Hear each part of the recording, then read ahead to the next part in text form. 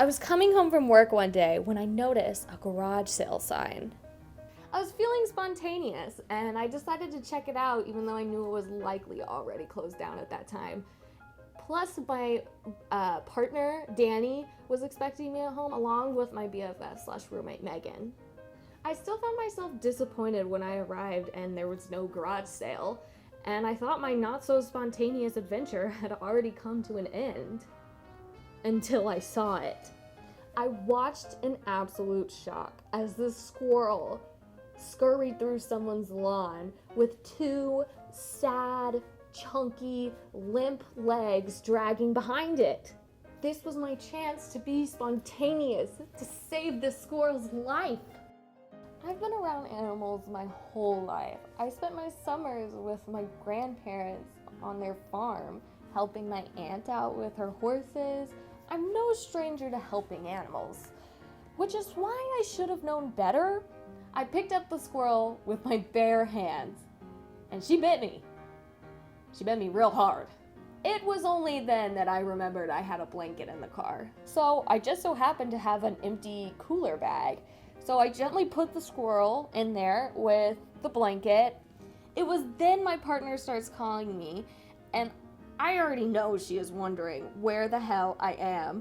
Of course, I was just bit and now had a very angry squirrel in the front seat, so I didn't exactly respond in the best way. Hi, babe. Babe, I'm so sorry. I got bit by a squirrel. I know I'm bleeding everywhere. So after I scared the living crap out of my BFF and my partner, I started quickly driving to a close by wildlife rescue. I got to the address and it was someone's house with a little sign confirming it was the rescue.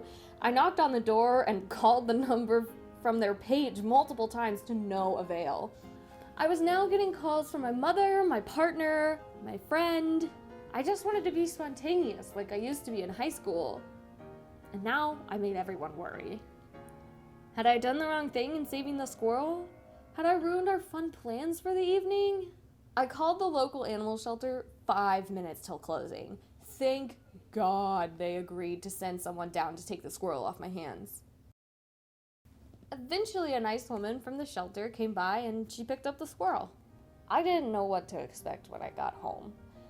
I thought they were going to be mad at me or scold me for being reckless. I thought I had ruined our fun plans of movie craft night, which I had been looking forward to all day. When I got home, I was embraced, and I realized they weren't angry at all, just really concerned about me. Megan wiped and disinfected the squirrel cooler and washed the blanket. Danny cleaned and patched up my wounds, and after a really telling of the story, we had our movie craft night as planned. I never found out what happened to that squirrel. I hope she made a speedy recovery because she taught me a lesson that day. Maybe the reason why I was so spontaneous in high school was because I never really had anybody who cared or worried about me before. And that just because things change doesn't mean it's a bad thing or that you're losing yourself. You're just growing.